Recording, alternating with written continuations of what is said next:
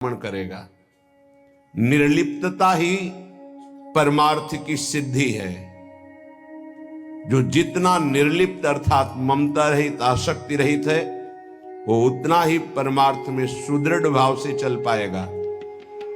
इसलिए उपासक, कलिकाल है, सत्संग मिलना दुर्लभ है, कुसंग की बहुतायत है। सतमार्ग पर चलना बहुत कठिन है, असत का ड्रामा बहुत है, माया की नौटंकी बहुत है, लेकिन सत मार्ग में चलना बहुत कठिन है। सम्यक बोध होना यह बहुत दुर्लभ बात है। किसी एक अंग को जान करके अन्य की निंदा करना यह अल्पज्ञों का स्वभाव और प्रभाव होता है।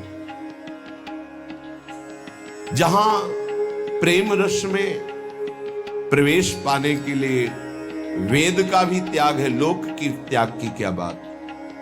वेदान्न पे संन्यास्ति, स्वयं भगवान की श्वासों से भगवान वेद का प्रादुर्भाव हुआ।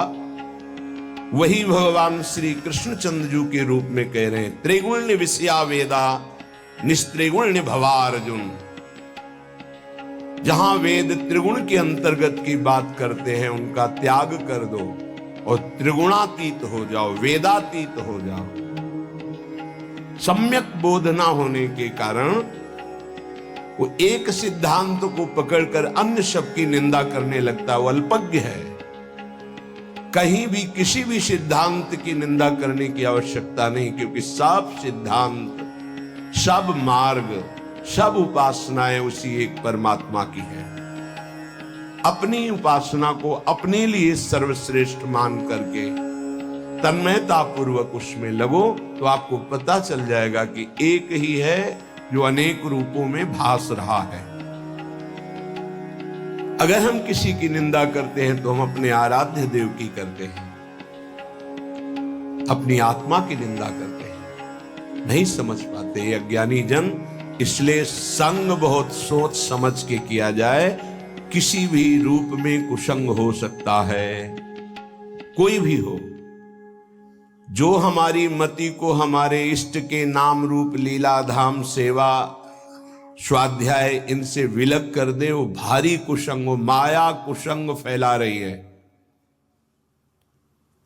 भक्ति का सत्संग, ज्ञान का सत्संग, अष्टांग योग का सत्संग, कर्म योग का सत्संग भगवान ने क्यों वर्णन किया? एक ही बात कह देते। अलग अलग मति है, अलग अलग स्वभाव है, उसके अनुसार वो साधना स्वीकार करेगा, पहुंचेगा उसी परमात्मा के पास। रसास्वादन का भाव विलग है, तत्व में नहीं। ये अज्ञानी जन एक पक्ष की बात जानकर अन्य पक्षों की अवहेलना और निंदा करते रहते हैं। ऐसे जनों की बात नहीं सुननी।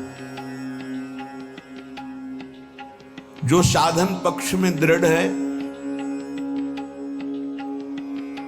वो सावधान रहे कि कहीं साधना का अहंकार ना आ जाए, नहीं भ्रष्ट होने में देर नहीं लगेगी। जो आश्रय पक्ष में दृढ़ है वो निश्चिंत हो जाए, क्योंकि आराध्य देव उसको संभालते हैं। आश्रय पक्ष से जो साधना बनती बहुत ही परम पवित्र, सुदृढ़ और दैन्य होती है। इसलिए आश्रय, गुरु का आश्रय, भगवत चरणारविंद का आश्रय अत्यंत आवश्यक है। साधन करने में अहम सुरक्षित रहता है। अहम सुरक्षित रहने में तत्वबोध की तरफ वृत्ति ही नहीं जाती, देह भाव में रहती है। बहुत अवस्थाएं बीत जाने पर शरीर की अपना परिचय केवल बाहरी देह भाव से ही दिया जाता है। मैं अमुक, मैं अमुक, मैं अमुक। क्या साधना हो रही? साधना हो रही इसी उपाधि को मिटाने के लिए। आप शुद्ध हैं, आप ब्रह्म हैं, ज्ञान मार्ग। आप शुद्ध हैं, आप भगवान के नित्य पार्षद हैं, भक्ति मार्ग। फिर उपाधियां क्यों ये जोड़ा जाता है? मैं अमुक हूं, मैं अमुक हूं, मैं अमुक हूं। इन्हीं को मिटाने के लिए तो साधना है। शुद्ध परमार्थ का स्वरूप समझना गुरु कृपा ही केवलम। गुरु कृपा पात्र कभी देहाभिमान मलिन वृत्ति को स्वीकार ही नहीं करता, कभी किसी उपाधि को स्वीकार नहीं करता। उपाधि स्वीकार करने का मतलब है जन्म मरण का भाव पुष्ट कर लेना। कोई भी उपाधि हो, यहां से लेकर ब्रह्म पदवी तक।